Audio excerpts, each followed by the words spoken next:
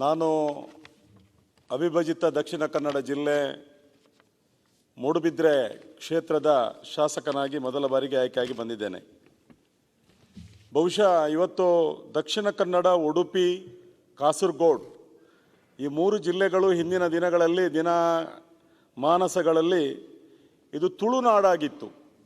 ತುಳುನಾಡು ಬಾರ್ಕೂರ್ ಇದಕ್ಕೊಬ್ಬರು ರಾಜರಿದ್ದರು, ಬಾರ್ಕೂರ್ ಇದರ ರಾಜಧಾನಿಯಾಗಿತ್ತು ಅಂತ ಇತಿಹಾಸದಲ್ಲಿ ನಮಗೆಲ್ಲ ನೋಡುವಾಗ ತಿಳಿಯುತ್ತದೆ.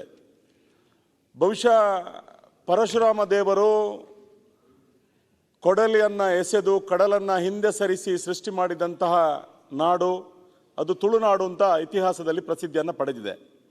ಅಂಥ ತುಳುನಾಡಿನಲ್ಲಿ ತುಳು ಭಾಷೆ ನಮ್ಮೆಲ್ಲರ ಮಾತೃಭಾಷೆಯಾಗಿ, ಬಹುಶಃ ತುಳುನಾಡು ಅಂತ ಹೇಳಿದರೆ ಪಶ್ಚಿಮದ ಕಡಲಿನಿಂದ ಪೂರ್ವಕ್ಕೆ ಘಟ್ಟ, ಹಾಗೆಯೇ ಉತ್ತರದ ಬಾರ್ಕೂರ್ನಿಂದ ದಕ್ಷಿಣದ ಚಂದ್ರಗಿರಿ ಶಬರಿಮಲೆಯವರೆಗೆ ಇದೆ ಅಂತ ಇತಿಹಾಸದಲ್ಲಿ ಇದೆ. ಸುಮಾರು 1 ಕೋಟಿಗೂ ಹೆಚ್ಚು ಜನ ಈ ತುಳು ಭಾಷೆಯನ್ನು ಬಹಳ ಪ್ರೀತಿಸ್ತಾರೆ, ಮಾತಾಡ್ತಾರೆ. ಇವತ್ತು ಉರ್ದು ಮಾತಾಡಿರೋರ್ಬೋದು, ಕ್ರಿಶ್ಚಿಯನ್ ಮಾತಾಡುವವರು ಇರ್ಬೋದು, ಕೊಂಕಣಿ ಮಾತಾಡುವವರು ಇರ್ಬೋದು, ಇವರೆಲ್ಲ ತುಳು ಬರ್ತದೆ. ಇವರೆಲ್ಲರೂ ತುಳುವರೇ. ತುಳುನಾಡಲ್ಲಿ ಹುಟ್ಟಿದಂಥ ಪ್ರತಿಯೊಬ್ಬನೂ ತುಳುವನೇ. ಅವನ ಮಾತೃಭಾಷೆ ಬೇರೆ ಬೇರೆ ಇರ್ಬೋದು, ಆದರೆ ಎಲ್ಲರಿಗೂ ತುಳು ಗೊತ್ತಿದೆ. ತುಳುನಾಡಿನ ಜನಪದ ಕಲೆಗಳು ಇವತ್ತು ವಿಶ್ವವಿಖ್ಯಾತಿಯನ್ನು ಪಡೆದಿದೆ. ತುಳುನಾಡಿನ ಕ್ರೀಡೆ ಕಂಬಳ ಇರ್ಬೋದು, ಬೇರೆ ಬೇರೆ ಕ್ರೀಡೆಗಳು ಇವತ್ತು ವಿಶ್ವವಿಖ್ಯಾತಿಯನ್ನು ಪಡೆದಿದೆ. ತುಳುನಾಡಿನಿಂದ ಹೊಟ್ಟೆಪಾಡಿಗಾಗಿ ಬೇರೆ ರಾಜ್ಯ, ಬೇರೆ ದೇಶಗಳಿಗೆ ಹೋದಂಥ ಎಷ್ಟೋ ಜನ ಆ ರಾಜ್ಯದಲ್ಲಿ ತುಳು ಸಂಘಗಳನ್ನು, ಆ ದೇಶದಲ್ಲಿ ತುಳು ಸಂಘಗಳನ್ನು ಕಟ್ಟಿಕೊಂಡು ತುಳುನಾಡಿನ ಜನಪದ ಕಲೆಗಳನ್ನು, ತುಳುನಾಡಿನ ಕ್ರೀಡೆಗಳನ್ನು ಆ ದೇಶದಲ್ಲಿ, ಆ ರಾಜ್ಯದಲ್ಲಿ ಇವತ್ತು ಪ್ರಚಲಿತಪಡಿಸಿಕೊಂಡು ಇವತ್ತು ಅದು ಸಹ ವಿಶ್ವವಿಖ್ಯಾತಿಯನ್ನು ಪಡೆದಿದೆ. ಇಂಥ ಒಂದು ತುಳುನಾಡಿನ ತುಳು ಭಾಷೆ ಇವತ್ತು ಹಲವಾರು ವರ್ಷಗಳಿಂದ ನಮ್ಮ ಹಿರಿಯರು, ಸಾಹಿತಿಗಳು, ತುಳುನಾಡಿನ ಜನಪದ ವಿದ್ವಾಂಸರು ಬಹಳ ಆಸೆ ಮತ್ತು ಒತ್ತಾಯದಿಂದ ಹಲವಾರು ವರ್ಷಗಳಿಂದ ಒತ್ತಾಯಪಡಿಸ ಬಂದು ನಮ್ಮ ದೇಶದ 8ನೇ ಪರಿಚಯದಕ್ಕೆ ಈ ಭಾಷೆಯನ್ನು ಸೇರಿಸಬೇಕು. 8ನೇ ಪರಿಚಯದಕ್ಕೆ ಈ ಭಾಷೆ ಸೇರಬೇಕಾದ್ರೆ ಬಹುಶಃ ಇದು ರಾಜ್ಯದ ನಮ್ಮ ಒಂದು ರಾಜ್ಯ ಸರ್ಕಾರದಲ್ಲಿ ಇದು ಅಂಗೀಕೃತವಾಗಬೇಕು. ಮೊದಲಿಗೆ ರಾಜ್ಯ ಸರ್ಕಾರದಲ್ಲಿ ಅಂಗೀಕೃತವಾಗಿ ಮತ್ತು ಇಲ್ಲಿಂದಲೂ ಇದು ಈ ದೇಶಕ್ಕೆ ಹೋಗಬೇಕು. ಇದು 8ನೇ ಪರಿಚಯದಕ್ಕೆ ಈ ಭಾಷೆಯನ್ನು ಸೇರಿಸ್ಬೋದು ಅನ್ನೋ ದೃಷ್ಟಿಯಲ್ಲಿ ಇದು ಹೋಗಬೇಕು. ಅದಕ್ಕಾಗಿ ಇವತ್ತು ನಾನು ಈ ವಿಧಾನಸಭೆಯ ಅಧಿವೇಶನದಲ್ಲಿ ಮಾನ್ಯ ಅಧ್ಯಕ್ಷರೇ, ನಾನು ಸರ್ಕಾರವನ್ನು ಒತ್ತಾಯಪಡಿಸ್ತೇನೆ. ಹಲವಾರು ವರ್ಷಗಳ ನಮ್ಮ ತುಳುನಾಡಿನ ಜನರ ಒಂದು ಕನಸು, 1 ಕೋಟಿಗಿಂತಲೂ ಹೆಚ್ಚು ಜನ ಈ ಭಾಷೆಯನ್ನು ಮಾತಾಡುವಂಥ ಜನ ಇದ್ದಾರೆ. ಬಹುಶಃ ಇಲ್ಲಿ ಈ ಭೂಮಿ ತುಳುನಾಡಿನ ಭೂಮಿ ಅಂತ ಹೇಳಿದ ಕೂಡಲೇ ನಾಗಾರಾಧನೆಗೆ ಬಹಳ ವಿಶೇಷವಾದ ಪ್ರಸಿದ್ಧಿಯನ್ನು ಪಡೆದಂಥ ಒಂದು ಭೂಮಿ, ನಾಗಭೂಮಿ ಅಂತೇಳಿ ಇದನ್ನು ಕರೀತಾರೆ.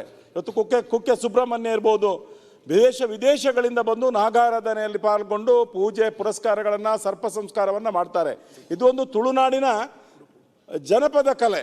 ಆದ್ದರಿಂದ ಇವತ್ತು ಬೇರೆ ಬೇರೆ ರೀತಿಯ ಇವತ್ತು ಈ ನಾಡಿನ ನಾಗಾರಾಧನೆಯಾಗಿ ಭೂತಕೋಲ ಇರ್ಬೋದು, ನಾನು ಹೇಳಿದಾಗೆ ಕ್ರೀಡೆ ಕಂಬಳ ಇರ್ಬೋದು, ಬೇರೆ ಬೇರೆ ಕಲೆಗಳು ಮತ್ತು ಕ್ರೀಡೆಗಳು ಇವತ್ತು ವಿಶ್ವವಿಖ್ಯಾತಿಯನ್ನು ಪಡೆದಂಥದ್ದನ್ನು ನಾವು ಕಾಣ್ತೇವೆ.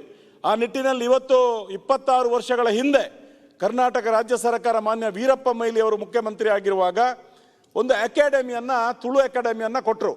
ತುಳು ಅಕಾಡೆಮಿ ಬೇರೆ ಬೇರೆ ರೀತಿಯ ಕಲೆಗಳ ರಕ್ಷಣೆ, ತುಳುನಾಡಿನ ಪರಂಪರೆಯ ರಕ್ಷಣೆ, ತುಳುನಾಡಿನ ಕ್ರೀಡೆಯ ರಕ್ಷಣೆ ಮತ್ತು ಅದನ್ನು ಬೆಳಕಿಗೆ ತರುವಂಥ ಕೆಲಸವನ್ನು ಹಂತವಾಗಿ ಮಾಡುತ್ತಾ ಬಂದಿದೆ. ನಾನೂ 1 ವರ್ಷ 3 ತಿಂಗಳು ತುಳು ಅಕಾಡೆಮಿ ಅಧ್ಯಕ್ಷನಾಗಿ ಕೆಲಸ ಮಾಡುವಂಥ ಯೋಗ ಮತ್ತು ಭಾಗ್ಯ ನನಗೆ ಸಿಕ್ಕಿತ್ತು.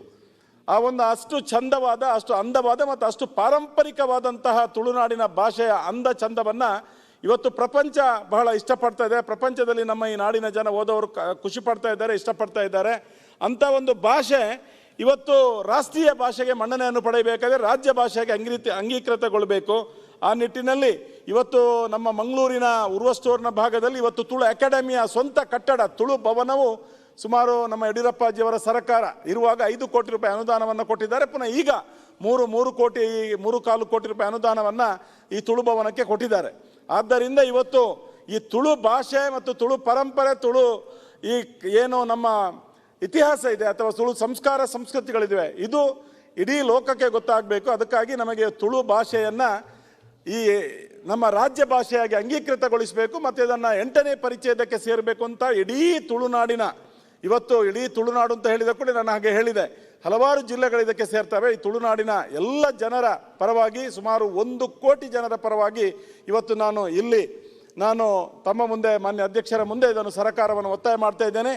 ಬರುವಂಥ ಅಧಿವೇಶನದಲ್ಲಿ ತುಳು ಭಾಷೆಗೆ ಒಂದು ಮಾನ್ಯತೆಯನ್ನು ಕೊಡಬೇಕು ಮತ್ತು ಇದನ್ನು 8ನೇ ಪರಿಚ್ಛೇದಕ್ಕೆ ರಾಷ್ಟ್ರ ಮಟ್ಟದಲ್ಲಿ ಸೇರಿಸಲಿಕ್ಕೆ ಇಲ್ಲಿಂದ ಇದು ಒತ್ತಾಯಪೂರ್ವಕವಾಗಿ ಶಿಫಾರಸು ಮಾಡಿ ಕಳಿಸಬೇಕು ಅಂತ ಈ ಸಂದರ್ಭದಲ್ಲಿ ನಾನು ತಮ್ಮ ಮೂಲಕ ಮನವಿಯನ್ನು ಮಾಡಿ ನನ್ನ ಮಾತನ್ನು ಮುಗಿಸ್ತೇನೆ. ನಮಸ್ಕಾರಗಳು. ಮಾತೆರೆಗ್ಲ ನಮಸ್ಕಾರ.